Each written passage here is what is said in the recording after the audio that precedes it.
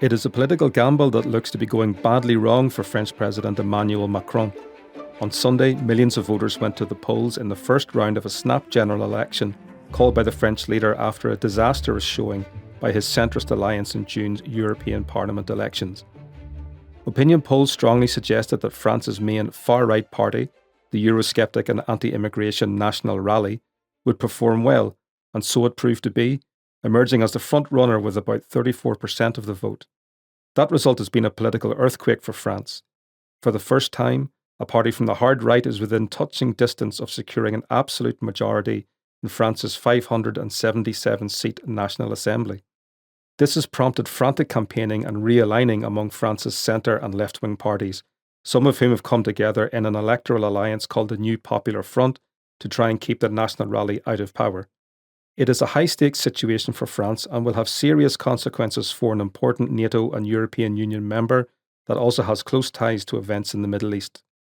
Welcome to the Year of Elections, a podcast series brought to you by the Opinion Desk at The National.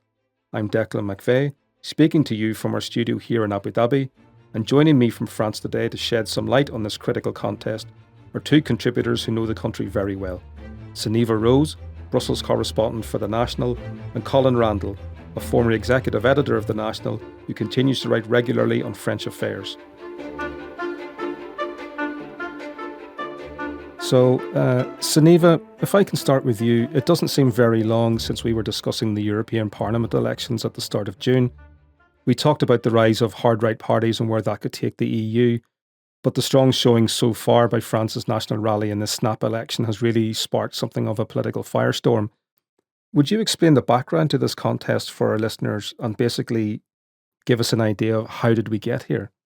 We got here because President Emmanuel Macron did something unprecedented, which is to call for snap elections on the same evening as a European election.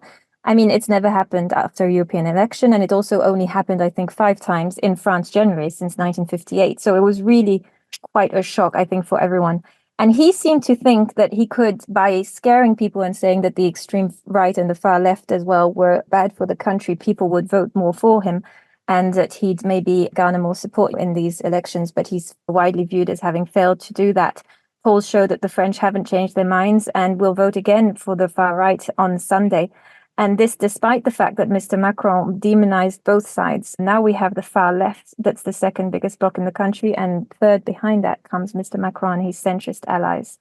He's even said that if the extremes win, there could be a civil war, which is what's happened. So we're really in uncharted territory now. I mean, the story so far of this sort of very short and intense campaign has been the National Rally's rise to well over 30% of the national vote. I mean, there was a time when the party and its antecedents, and I'm thinking here of the National Front of Jean-Marie Le Pen, which was later led by his daughter Marine, who's still very much involved in the front line of French politics. I mean, this party and those like it were considered untouchable by the political mainstream. In this election, the cordon sanitaire appears to have been breached, particularly by the leader of France's centre-right Republicans. I mean, Sunniva, in your opinion, what's changed? As you say, there was always this idea among the French mainstream parties that the National Front and now the National Rally which the National Front, because it was founded by a Holocaust denier, Jean-Marie Le Pen, that they were undemocratic parties that should not be elected at all costs. So what they do is they'd ally in the second round of an election to block far-right candidates. But this is not really happening this time. There's been muddled messaging from Macron's camp. They said they would pick and choose between the far left who they would ally with. So it's quite unclear to their voters what they should do. And it's got nothing to do with what happened in 2002 when Le Pen father, Jean-Marie Le Pen, he made it to the second round of the presidential election in the face of traditional right-wing candidate Jacques Chirac. At the time, there were massive protests. People were crying. There was a lot of emotion. That didn't happen this time. And one of the new things we saw as well is that the president of the traditional conservative right, Éric Ciotti, caused an uproar within his party when he announced that he'd ally with Marine Le Pen after Macron called for snap elections. And the whole thing turned into a bit of a farce. Ciotti locked himself into his office while the rest of the party wanted to kick him out. And they've tried several times to kick him out, but the court has said that he's still technically president of this party. So it looks like the traditional right has really kind of disintegrated at this stage. And yes, as I said earlier as well, the centre has been accused of not being clearly against the far right. Former Prime Minister Edouard Philippe has put it in the same basket as the far left. He said voters shouldn't choose either the far right or the far left, so making a bit of an equivalence here. But on the opposite side, the far left had said they will step down every single time a far right candidate could be elected. They've stepped down to favor either the center candidate or another left-wing candidate. So things are changing, and it's created a lot of confusion among voters who don't really know what to choose now in the second round. Yes, Sunniva, I mean, I think you're painting a very vivid picture there of a very febrile atmosphere that exists in France at the minute. Colin, turning to you, I mean, you're not only a long-time observer of French politics, you've been a resident of France for many years, and you're currently in the south of France. From where you are, what has been the mood amongst the French electorate in this contest, and what is fueling this apparent willingness by some voters to back a party that many still accuse of harbouring racist and xenophobic tendencies? I'm in the Var, which is the biggest of the departments, and absolutely surrounded by people who vote far right. We have a far right National Rally deputy who has already sailed through to the new parliament in my constituency, but all 8 are likely to be National Rally come Sunday. People no longer think in terms of I'm voting far right. They don't really care if you say that they're far right. They say, well, either they're not far right, I don't care if they are. So it's a bit like the analogy I draw is the United States, where people, half the electorate doesn't actually mind that Trump may be a serial criminal. They'll still vote for him. People in France, I think, my impression is that from friends, people I play badminton with, relatives through my wife's family, they just don't see National Rally in the terms that outsiders often see them, something untouchable, as you mentioned earlier. They are, in fact, now a party like any other. And that, in a sense, that is the tragedy of France, that a party which is founded not only in, as Sunniva said, in Holocaust denial, but also in Nazi sympathies. One of the founder members was a junior commander in the Waffen-SS. These details no longer seem to matter to people who are more concerned about the cost of living, immigration, the sense of insecurity, and they see the main parties, or traditionally main parties, Parti Socialiste and Republicans, in complete disarray. Where do they turn? Either to the far left or to the far right. And quite often, those who turn to the far left are easily persuaded into the far right. It's a crazy situation, but it's one which is so evident from looking at the way people talk about the cost of living in particular and who they blame for society's ills. They don't care about Ukraine, about Hamas, or the idea in the same way that others do. They don't care what people outside of France think of them. They just care about their day-to-day lives, which they believe to have been blighted by the mainstream left and right parties. Colin, you touched there a little bit on the history of the party that eventually has become the National Rally. But in 2024, what kind of party is it now? Does it have pragmatists among it who can govern, or does it suffer from a lack of credible figures who can prove to voters that they're up to the job? The obvious worry is that this is a party with absolutely no experience of governing. But to counter that, National Rally people would tell you that they've been quite efficient at a local level, and that can be transferred to government in Paris. That remains to be seen whether that's the case. It is a different party from what Jean-Marie Le Pen created. There are still people who have no apologies to make about its history. Even Jordan Bardella, who will be the prime minister if they get the absolute majority on Sunday, even he has denied that Jean-Marie Le Pen was anti-Semitic. You still have that residual attachment to the origin of the party. However, it has undoubtedly changed. There are people within it who are probably as disgusted by that kind of comment as anyone else would be, but it exists still, perhaps over the heads of the electorate who no longer care. They're much more concerned about quotidien, their day-to-day lives, and they just don't see any answers coming from mainstream left or mainstream right, and even less from Macron in the centre. And Colin, you've described there some of the changing attitudes towards this party. I mean, you'll also be well aware from where you are that France is home to one of Europe's largest Muslim populations. I mean, earlier policies restricting Muslim dress, including some enacted by Mr. Macron's government, have been controversial amongst that community. How are French Muslims reacting to the possibility of a National Assembly that may be dominated by a party that's perceived as being particularly hostile to them?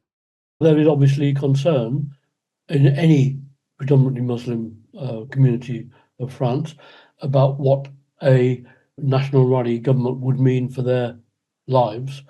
Tendency would be, if you were a Muslim in a banlieue, in a working class area, to vote for the New Popular Front, because that would be perceived as being much less hostile to your own interests. And I've seen, there's a place not far from here called Fréjus, which is on the Mediterranean coast. People go there on holiday. And there's quite a big Muslim population there. It's been controlled by the National Rally for a few years now. And there are Muslims there who vote National Rally. There are many more who fear what a National Rally government would mean for them. I would suspect that most Muslims in France would tend to vote, if they vote at all, for parties of the left, which of course is now a coalition of left and green. And the left is also very broadly spread between far left and mainstream left. Sunniva, if we can turn back to you for a moment, I think it's fair to say that calling this snap election has been a big gamble for Mr. Macron.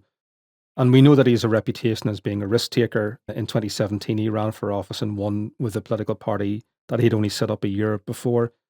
But right now, it looks like this gamble is not paying off.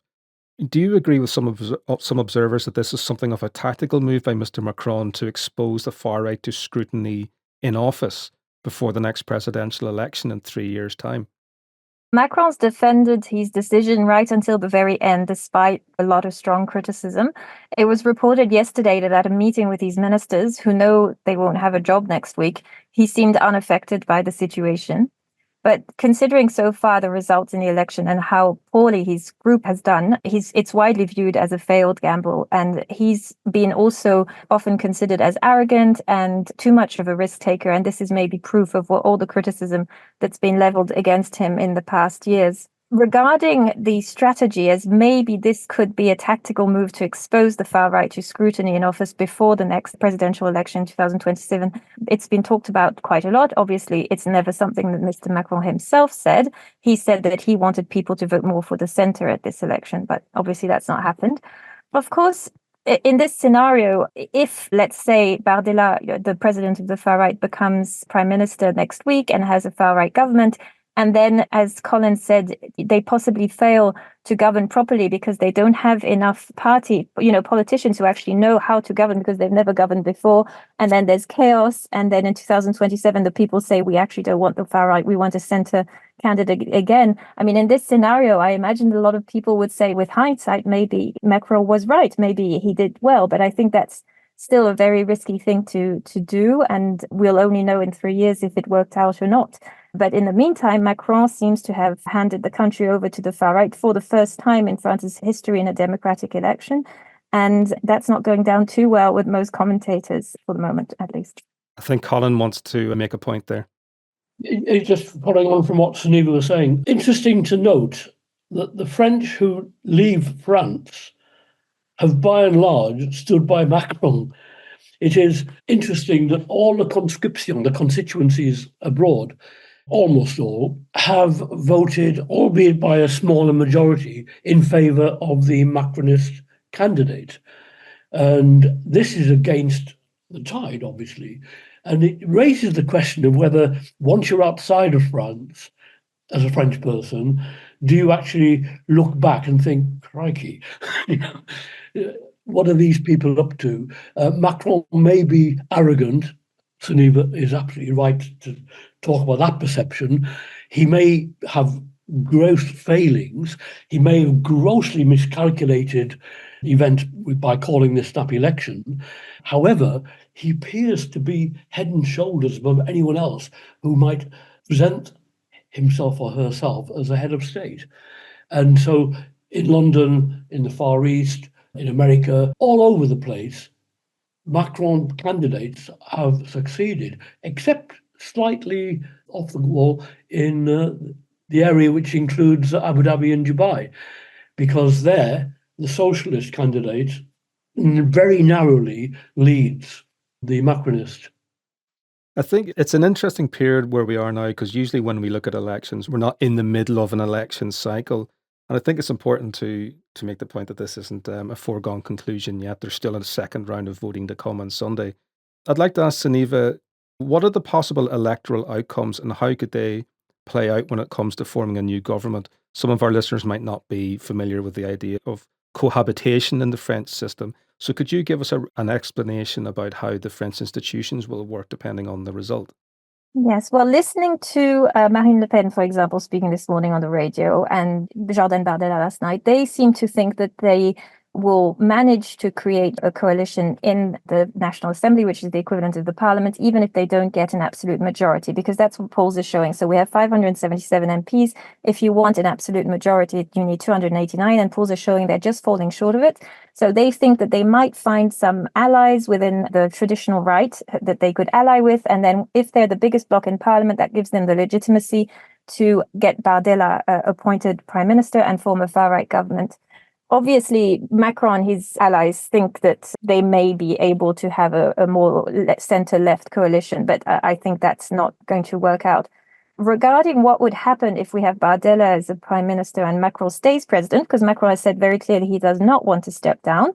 Analysts say that in case of cohabitation, the president has less powers. For example, he can't appoint ministers that are part of the government. That would be up to Bardella. And the president's power is limited to foreign policy, which was in the previous cohabitations, which haven't happened that often in France, subject of broad consensus. But the issue now is that foreign policy is a topic that Marine Le Pen and Macron differ on a lot. For example, they've had different views on Ukraine and NATO, which I think we'll be talking about later. So what's going to happen when we have two leaders who have such different views? We don't know. It's never happened in France. Normally what happens in this kind of crisis, what I hear a lot, is that then the president can dissolve the National Assembly and call for snap elections. But obviously that's been done already. It can only be done once a year. So that's a card Macron has played and that he can't play again for at least another year. I think something of interest is the fact that Mr. Macron's rivals on the far right and the far left have one thing in common, and that's a very deeply held Euroscepticism. I'd like to ask Colin, what are the chances of this new popular front causing an upset? And what could a large bloc of centre to hard left parliamentarians achieve, especially if they're going to inject a kind of Euroscepticism? I mean, what does that mean for France's role as a leading EU power? Yes, a national rally dropped the idea of a Frexit back in about 2022. It's largely silent on that sort of rupture being possible. But what it will do is to cause immense conflict between France and Brussels in view of almost like Maggie Thatcher back in the 80s. It will seek concessions. It will try to change from within in a way which is bound to lead to discord between France and the EU. And to be fair, the far left is just as Eurosceptical, and it is the dominant member of the left-green coalition. Both will insist we are European, both far right and far left, but equally they will talk about trying to gain advantages for France, change from within in a way which can only lead to conflict with Brussels and with France's status within the EU. I still believe that most people in France probably support the idea of remaining within the EU. But when you have polarized political agendas, as we do now, with both ends of the spectrum harboring doubts about the whole European project, you've got to wonder about the future. It's going to be difficult. And beyond that, you've got the Putinist elements of both the far left and the far right who will resist the idea of even maintaining the level of support that France has given to the Ukraine resistance of the Russian invasion. We're entering really uncharted waters here, and it's going to be difficult. Yes, I mean, I think it's arguable to say that the Ukraine crisis is probably the most pressing problem facing the European continent. And I did want to ask Sunniva, what do you think? I mean, you've described the cohabitation scenario. I mean, how do you think that could play out regarding France's approach to the war in Ukraine? I think the far right's been questioned a lot on it in the past weeks, especially because they have a background of having borrowed money from a Russian bank, which has been something that they've been criticized a lot for in France as being pro-Russian and etc. And they've pushed back a lot on that narrative. And even today, speaking to the media, Marine Le Pen said, we're not pro-Russian, stop saying that, and we will continue supporting Ukraine. But we don't think they should receive long-range missiles that could strike deep into Russian territory. She did specify that she would support continuing training Ukrainian soldiers on French soil, which is something that's already done. But what she does a lot is accuse Macron of warmongering, of wanting to cause a third world war by going too hard on Russia, because there's always this fear that as a nuclear power, they could respond as a nuclear power, obviously. Then Macron's camp would say, you shouldn't be intimidated by Russia. All the red lines have been crossed. They haven't done anything. So yes, on one hand, Marine Le Pen has been viewed as more pro-Russian, but she's been working quite hard to dispel that impression. She's even gone as far as saying, because one part of their program is to suggest that dual nationals should not get certain jobs that are considered sensitive.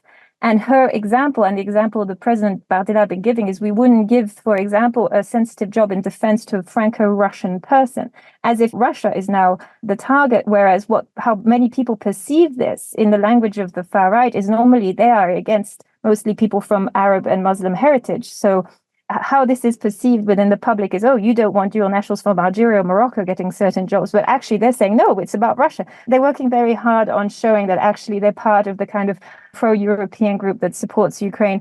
And a lot of analysts, at least that I've spoken to, are even going as far as comparing the French far right to the Italian far right, to Giorgia Meloni, by saying once in power, they'll probably quite be get on with everyone, even though they're going to push a kind of different policies at home that may be more against women's rights or LGBT rights and stuff like that. So they might be a kind of two-face to the power, one outside and one inside. And one other notable point is that Bardella has backtracked on pulling out of NATO command. For a party's program in 2022, it was a priority to pull out of the NATO command. And now he said, we'll only do it once the war in Ukraine is over. So they're trying hard to kind of tailor their messaging to maybe reassure, I think, the international community. Well, we've looked at foreign policy for quite a few minutes. I think maybe going back to the domestic scene, Colin, they say all politics is local in a way.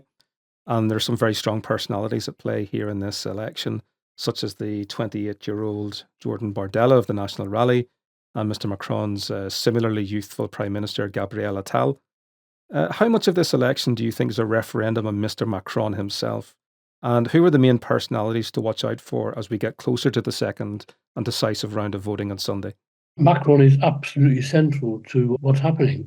He didn't need to call the election. Received wisdom is that when your European campaign goes flat, as his did in June, you sack the Prime Minister. He'd only just appointed him. So Attal was safe in that respect, but would have been an obvious alternative to calling an unnecessary election. Sunniva's already mentioned many of Macron's ministers will be out of a job come Monday because they've either gone already or will have gone come Sunday night. The ensemble, the renaissance of Macron is in absolute tatters. And you can't divorce what's happening in France from France's perception of Macron. And that is that he is a failed president. Within the country, that is how he's seen. He's seen as arrogant and out of touch entirely with everyday concerns. And I don't see any way back. As for other personalities, we have to see how people like Gérald Darmanin, his very hardline Interior Minister fares. He's now looking more likely, I think, to get through in his battle to maintain his seat. but he'd be out of a job anyway if things go as we expect. There's even another Le Pen in the background. There's the elder sister of Marie-Caroline, who is in very good position to take one of the seats in my wife's département, La Sarthe, near Le Mans, where François Fillon, previously the Prime Minister, now in disgrace, of course, after his conviction on various offences, that was his seat, and she is now likely to take it, or could well take it. But around the country, you have so many personalities who could be out on their ears come Monday. And equally, lots of, as we had with Macron in 2022, you could have lots of new faces coming in from the National Rally who you haven't necessarily heard of before, who you may never hear much of in the future, but will be there supporting the Bardella government that they believe will be formed. And it's still unsure, of course, whether that will be the case. I don't know whether Sunniva shares my view that it's still slightly up in the air as to whether they'll get an absolute majority, but they certainly, in my view, will be the main party within the new Assemblée Nationale. And I don't see any more than Sunniva does the prospect of a Macron left coalition somehow keeping them at bay. I think, Colin, you said earlier on that we're in uncharted waters, and I think that leads us nicely to a final question for both of you, starting with Colin. I mean, do you think that we are seeing a permanent realignment of France's traditional party system here? Yes and no. Yes, because we have that realignment as a matter of fact at the moment. The question is whether the mainstream left and right, Parti Socialiste, Les Républicains, can somehow revive their fortune. Both are in disarray. Parti Socialiste is the minority partner in the alliance, the left alliance, and the Republicans trail way behind. The noticeable successes for the Republicans has been where their candidates have aligned with the National Rally, so fought elections on a joint ticket. And what France arguably could do with is a revival of those two parties. I can't see how it's going to happen. Possibly François Hollande, the former president, who is well placed to take a seat and return to Parliament. He is said to be thinking in terms of retaking, if you like, the mainstream left party. On the centre right, as Sunniva said, we've got this crazy situation where the president is totally at loggerheads with his party. He's hobnobbing with the National Rally and seems inviolate at the moment for doing so. And Sunniva, do you think we're seeing a permanent change in French politics? Yeah, I think what Colin said earlier about comparing France and the US is interesting. There's definitely a shift to the right in France that is similar to how the Republicans in the US shifted to the right under Trump, with possibly, the French far right becoming the new normal. Marine Le Pen has for a long time tried to say her party is not an extremist party. And now what you hear more and more is journalists referring to a decision of the Conseil d'État, which is kind of similar to the Supreme Court here, which describes the Rassemblement National as far right to justify why they're describing it as far right. And I mean, people consider it so normal. They don't consider themselves extremists. The far right itself says it's not extremist, but journalists have to justify why they are calling it far right. And you see this shift in narrative, which kind of shows it just becoming more and more normal. So just a general shift to the right with an implosion of the traditional right, which will probably disintegrate and never really get over what happened in the past weeks with its leader rallying the far right. And that would just signal that France, like many other countries in the world, including the US, has shifted to the right. I think that's an interesting place to leave it for now. And I'm sure the next few days promise to be intense as this critical election process plays out. But for now, Sunniva Rose and Colin Randall, thank you so much for joining us on the Year of Elections. Thanks a lot for listening. Please follow and subscribe to get all the latest episodes as soon as they come out. This episode was produced by Doa Farid and Arthur Edison, and I'm your host, Declan McVeigh.